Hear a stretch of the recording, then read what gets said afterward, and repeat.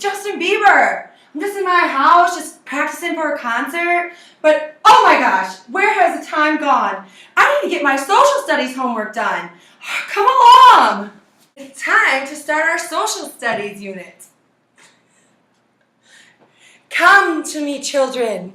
It's time for you to learn about sailors and how they used to keep journals. They could keep everyone informed of everything that they were learning and everything that was happening while they were sailing. So come along with me, Justin Bieber, and learn about life aboard a ship. So life aboard a ship was extremely hard.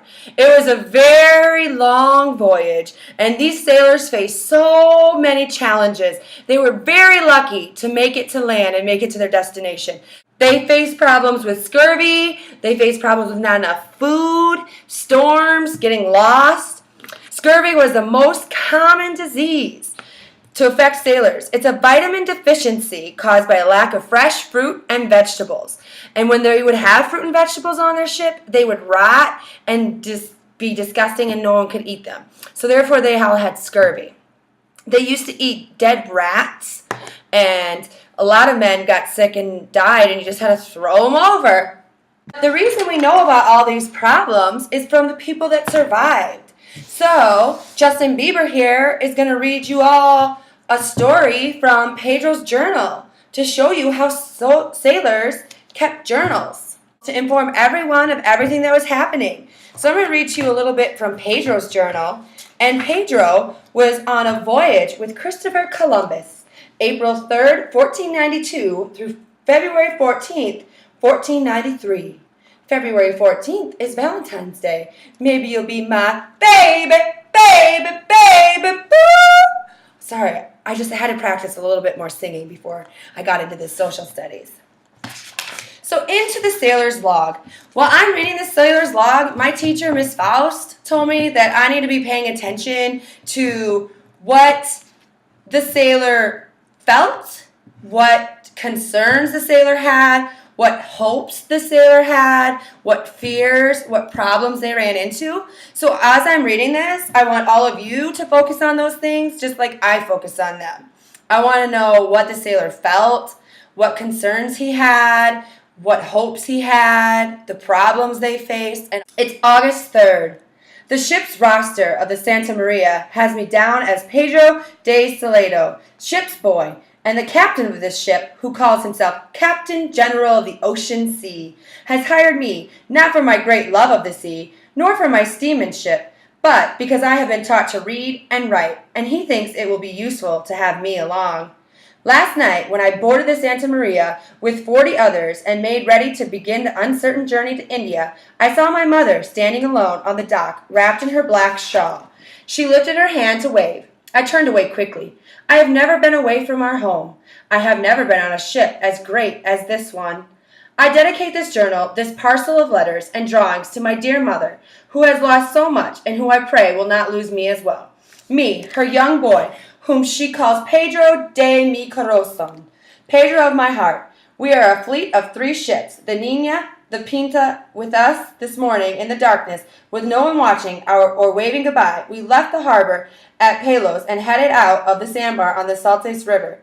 There we waited for the tide and wind and then made our way for the Canary Islands.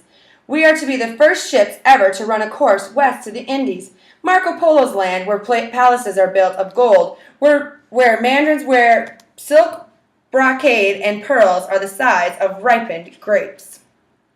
A couple of men are seasick and already mumbling that we will never see this India or Captain General so certain he will find. Me, I have no knowledge of maps or charts or distant journeys. I am only a ship's boy. There are 3 of us, and I am beginning to suspect that we will do all the work no one wants to do. But already the captain favors me and has called upon me to write and to copy certain things of his writing. I believe he is teasing me and testing me, and we will find I am capable and write a good hand. The captain told me he was pleased to see my stomach is so strong as my handwriting, and has encouraged me to sketch some things that I see around me. Perhaps I am a natural seaman, although I admit that looking over the side of this creaking ship into the swelling water can fill me with terror. So I know that people are getting seasick, And it sounds to me in the beginning that he's going to be homesick because he said that he's never left his mom and talking about how sad his mom is, and everyone was getting seasick. So I know that those are two problems they face, and he also made a point to say that he doesn't know anything about reading maps. So lack of navigation skills is probably one of the challenges they face. So I'm just going to write those down. Seasick, homesick, lack of navigation skills.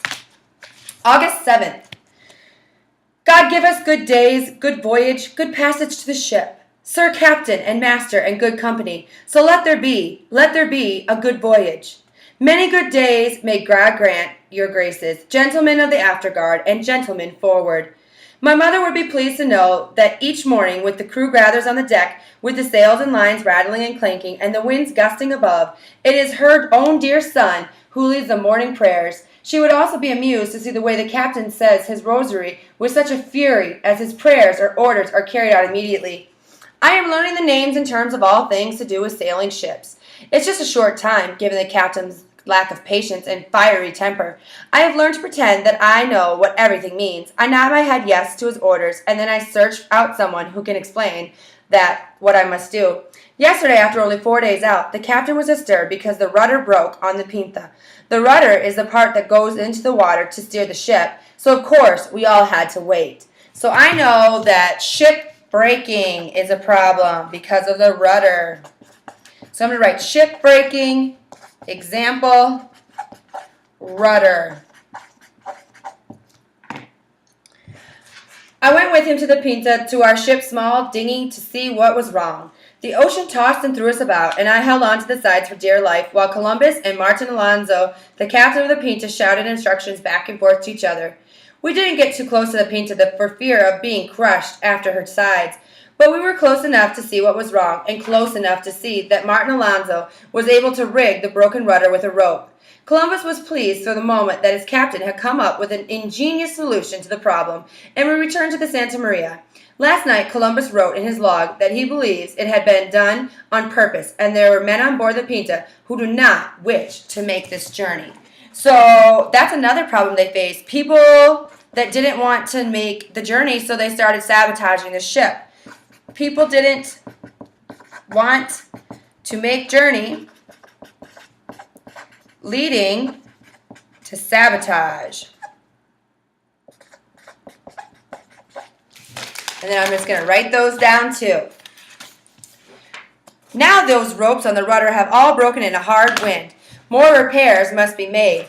Hard wind, so weather was another problem. So I'm going to stop reading because I need to get back to practicing. But I'm going to come back and finish this later. But just from the little parts I read of Pedro's journal, I know that sailors kept logs to inform readers of everything that was going on during their expedition. And I know that they faced problems of seasickness, homesickness, lack of navigation skills, the ship breaking, people who didn't want to be on it and they made sabotage, and weather. Those were just a few of the challenges. And I remember from class when Miss Faust talked about scurvy and lack of food. So I'm going to get back to practice because I have a concert coming up and I want to make sure I'm ready for it. And then I'm going to get back to reading and learning about Pedro's journey. So I hope you all have fun and come to my next concert. See y'all later. Love Justin Bieber. Stay in school.